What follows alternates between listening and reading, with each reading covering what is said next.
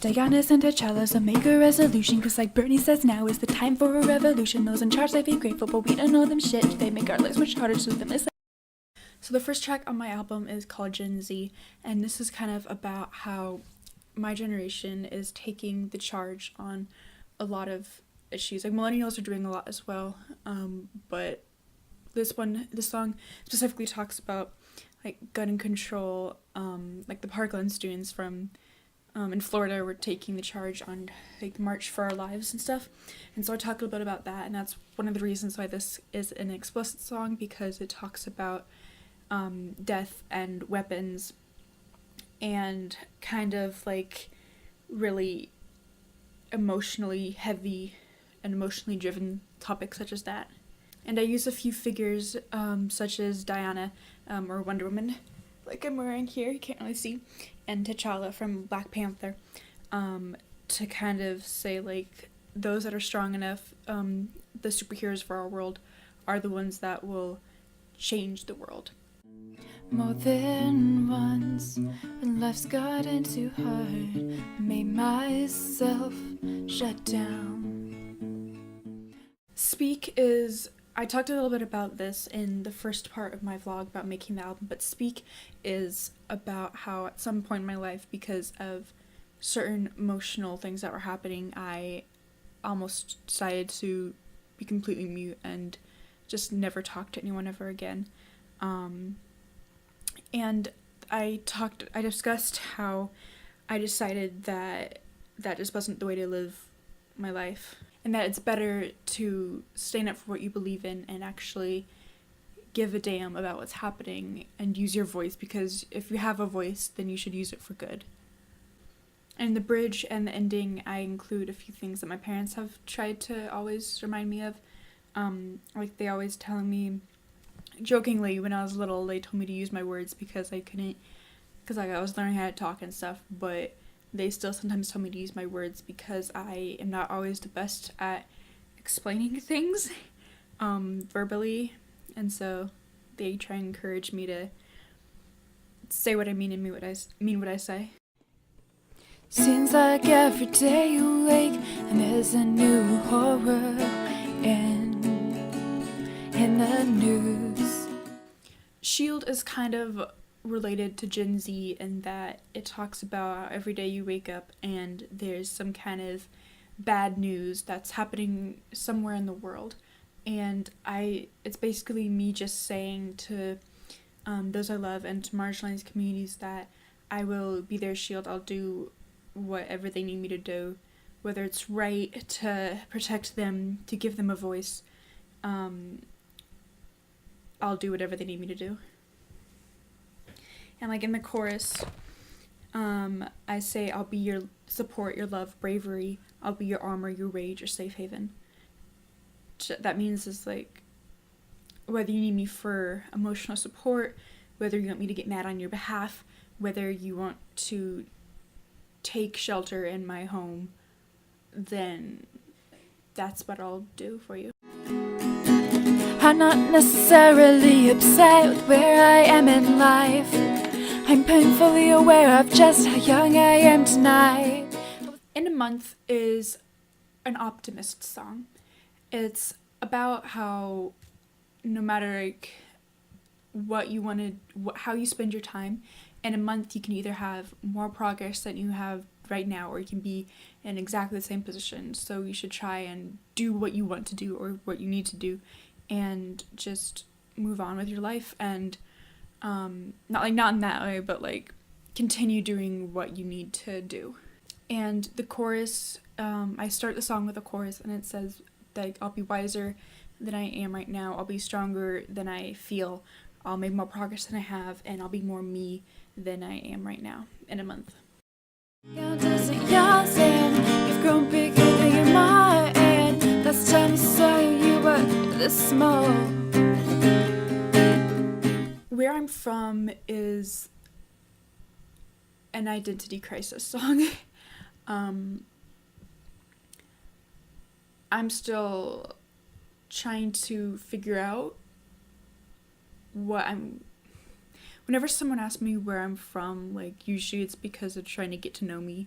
And nowadays I always say, I live in Orlando, but I lived in Seattle for most of my life, but I was also born in Texas and lived in Denver for part of my life. And that's just a mouthful, and it's more information than anyone wants to know. And so I'm like, that's basically me thinking about denouncing my southern part of being from Texas, because the only thing I like about being from the South is the accent. And like, I grew up, for the majority, I grew up in Seattle. My best friends are there. That's where I got my cat. It's a weird example to include, but it's true. And such like a large part of me was created in Seattle that I just feel like that's where I'm from instead of from Texas. And it's this major identity crisis that I have where I'm trying to figure out if I want to completely renounce my southernhood or just include parts of it. Friends for a while, connected for life, but you made your choice and through your night. Almost Strangers, Barely Friends is the longest song on the album. I didn't originally plan to make it this long, but it's just like the strumming pattern I did. I wanted to mirror, I guess, Taylor Swift's All Too Well. But it is about a relationship that I experienced where it slowly started to fall apart because of mental health circumstances in both me and my partner, mostly my partner. In part of the song, I'm blaming him, and in part of it, I'm taking the blame. And when I say that we're almost strangers, barely friends, that's referencing a time where we would talk, but not that often, and like we didn't know each other anymore because of certain things that we had done individually. And barely friends is like we barely trust each other anymore. We barely talk anymore. We don't see each other anymore except at school. And it's just basically me mourning that relationship. Dear younger self,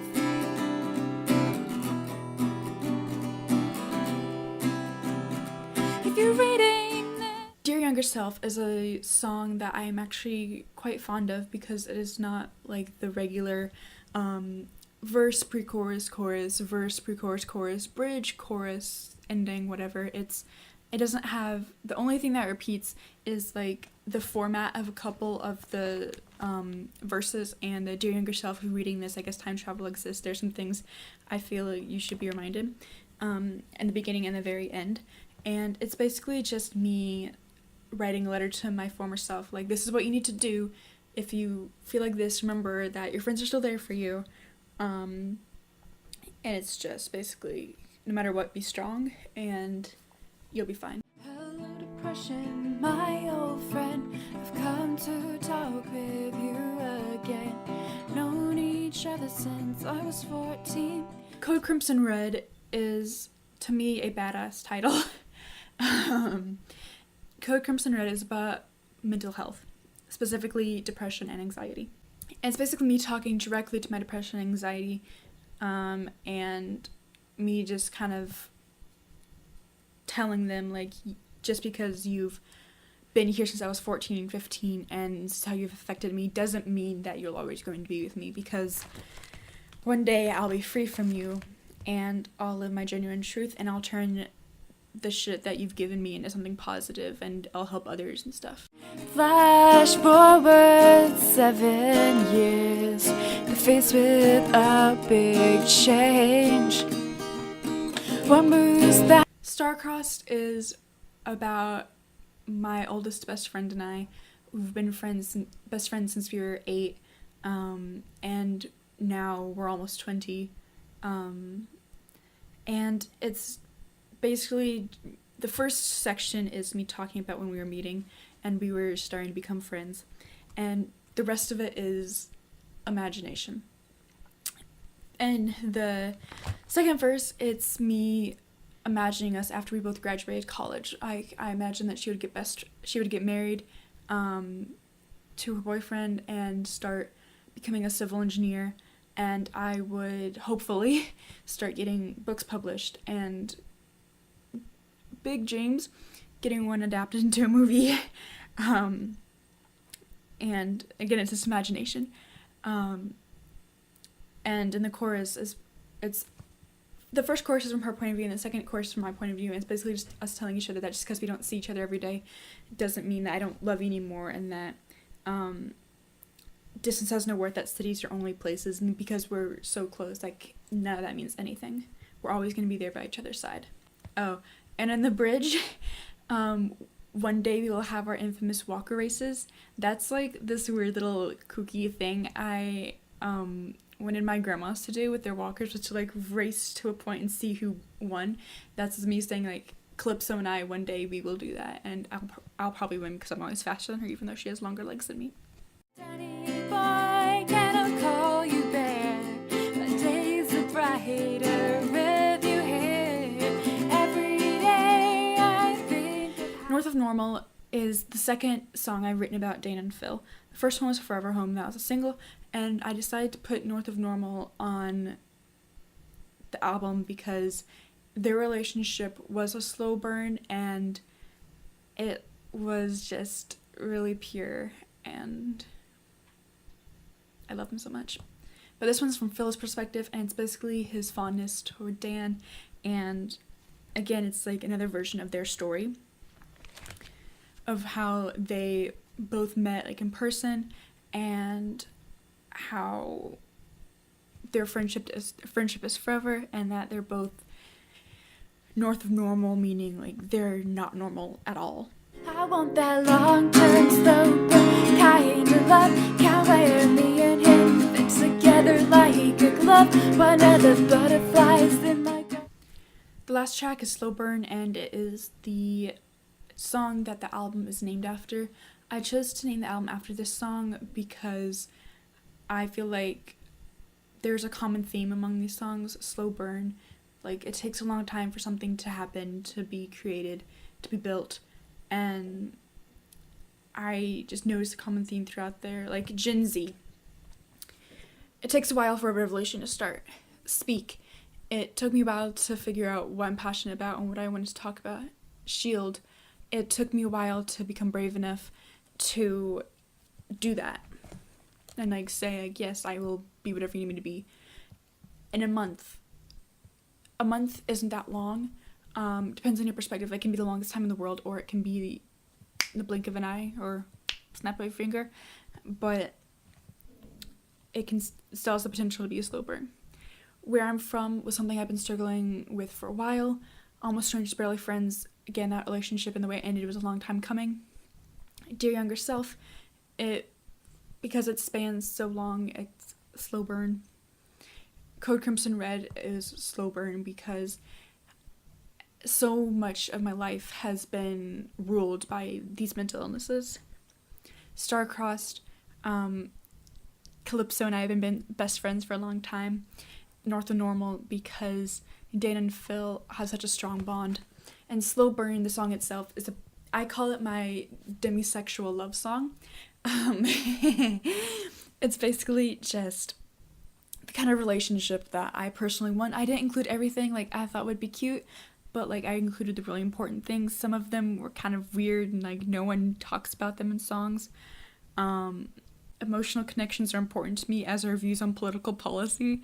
Like, I don't know anyone else who, there probably might be like one or two artists that have done that, but I can't think of anyone who says it outright like that. Like, yeah, like your views on political policy, those are important to me.